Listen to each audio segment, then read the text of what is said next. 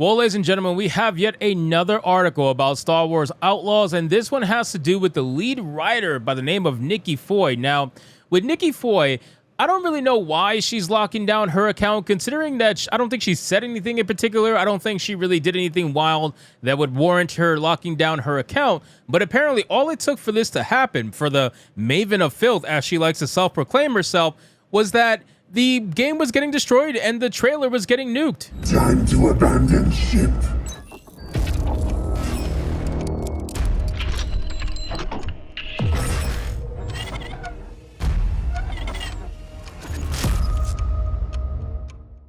Yes, ladies and gentlemen, that's seriously all it takes for someone like Nikki Foy to lock down their account. And then apparently, she also password protected her website after the trailer started getting completely destroyed. So I think it's pretty interesting how the backlash now has made people so sensitive to the criticism that they're just pre-blocking before they even start getting hate. It's like she immediately thought she was going to start getting hate simply because the trailer was getting wrecked for a multitude of reasons. So let's get into this article, guys, from That Park Place. But of course, before we do, if you are new here, just consider hitting that subscribe button. I would greatly appreciate it, and like the video to push us out into that YouTube algorithm. So the headline reads, Star Wars Outlaws lead writer, the Maven of Filth. Again, I don't know why she calls herself that. Nikki Foy's social media protected and website password protected as story trailer gets huge negative reaction.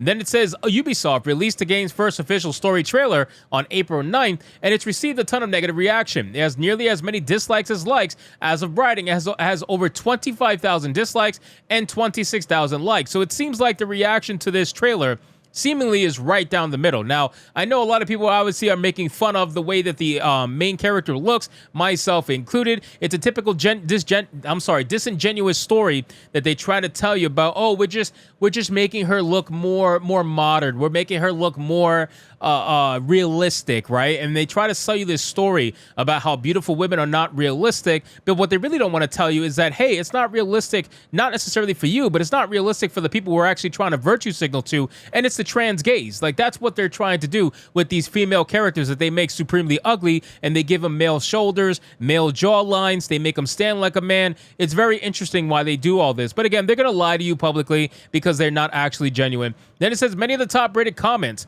are very negative and encourage others to not pre-order the game. The current top-rated comment reads, never believe Ubisoft until you try the game yourself. Now, I agree with this comment 100%, and quite simply, it's because Ubisoft, just like Bethesda, doesn't exactly have the best history when it comes to the titles coming out on first day. You know, usually they're pretty buggy. I think Bethesda obviously is worse, but they're still pretty buggy. They require day one patches. You're not getting a complete experience right off the bat, and honestly, if you're the first one to buy the game, you're usually getting the worst version of the game, in my opinion. You know, I've seen that before, and that's just the truth. You getting the worst version by far when you're the first one to buy a modern game these days. Very rarely are you going to get a complete experience, and those publishers and those developers that do give you that complete experience, you need to make sure you continue to support them. Otherwise, you're going to start getting people like this that want to become the next Bethesda. It says the current, another one mocks a trailer writing, you're new to this world, come back when you're not. Translation, go do side quests. A third reads, vote with your wallet, everyone. Remember, this is Ubisoft, do not pre-order. One person stated, Ubisoft told me to be comfortable not owning their games. I'm going to be very comfortable not buying this. Now, this comment right here, this one for me is the biggest one, okay? Because quite frankly, when Ubisoft came out and said you need to be comfortable not owning your games, I remember making like 1 or 2 videos about that and just completely going off on them because it was the most asinine thing I've ever heard. And they're trying to do this because they don't want you to actually own anything. They don't want you to own a single thing, and they want to force happiness on you. They want to make it seem like, oh, you're going to own nothing and be happy. No, we're not. We're not going to be happy. We very much can tell what's going on. We can very much see that not only are we paying more monies for games these days, even though people will try to use the argument about inflation and how games in the past were technically more expensive, you can't compare the two. The reason why is because games in the past were actually complete experiences that didn't require internet connection, number one, and you can also reboot it up at any time, even if you want to reboot it now in modern times and get the same exact experience that you got 10, 20 years ago. You're able to do that. Now, that's not the case. Now, when you buy a video game, you actually don't even own it. Even if you buy the disc, you technically don't even own it. You're actually just buying the license to play the game. So in theory, you're renting the game. So if you're going to compare gaming prices now to gaming prices in the past, you need to compare it to gaming prices for renting, not owning. That's when you're going to see the drastic difference in cost between the two.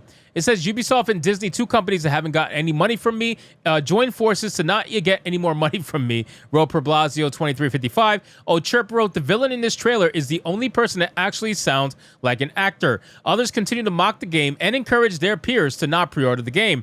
Jatoda said, remember, no pre-orders. Helix6206 stated, a wise man once said, if you buy a game at launch, you're paying the most amount of money for the worst version of the game. May he rest in peace. Which, again, exactly what I said earlier in the video.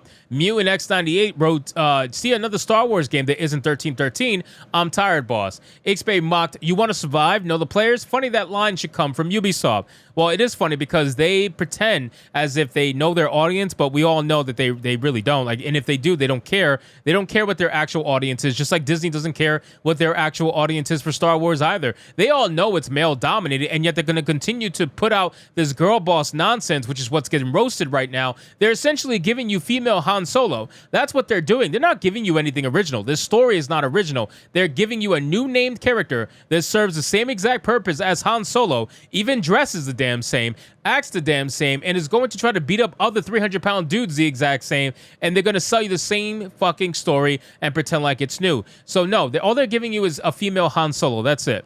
As the game story trailer was roasted, the lead writer Nikki Foy, who describes herself as the Maven of Filth, has protected her social media account and X password protected her website. You can see a screenshot below that her X account is now protected and only approved followers can see her post. Now, again, I don't know why she's necessarily doing this. I don't think she's being targeted right now. I don't think her name was even being brought up. I feel like she did this preemptively to try to get ahead of what would be the eventual backlash once people found out that she was one of the main writers for it. But I mean, if you look at her bio, it has every single red flag that you would expect. It was only a matter of time before she probably was found out. You know what I mean? And it says rainbow emojis, obviously. She, her pronouns in the bio as well. And not only that, she's from Canada. So, of course, she's from fucking Canada. All these crazies seem to be from Canada.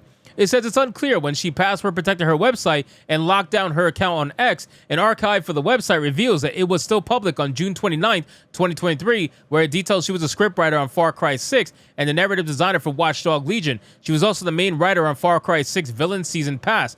It also details that her first job in video games was a content writer for Glue Bubble's Kim Kardashian Hollywood. Kim Kardashian Hollywood. Oh my God.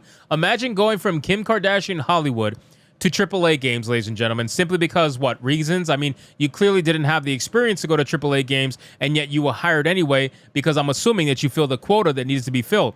As for her X account, it was still public as of June 21, 2023, and reveals a pinned tweet of Foy announcing she's a lead writer of Star Wars Outlaws. So, again, ladies and gentlemen, it looks like she was going to try to get ahead of whatever backlash was probably going to come her way. She was probably going to get caught up in the firestorm, and she thought, hey, let me lock down my account now before I have to do it eventually later down the road when people start calling out my previous tweets, people start calling out my emojis in my bio and all this stuff. She's getting ahead of the curve, and it seems like a lot of them are going to try to do this. So ultimately, I think what you're going to start seeing is mainstream gaming people are going to start going protected on all their X accounts because they're going to try to silence the narrative, and they're going to realize very quickly that the internet cannot be stopped. So anyway, guys, thank you so much for watching this video. I hope you did enjoy it. If you did, consider leaving me a subscribe. I would greatly appreciate it. Don't forget to like the video, comment, let me know what you thought, and I'll see you guys on the next one. Hypnotic out.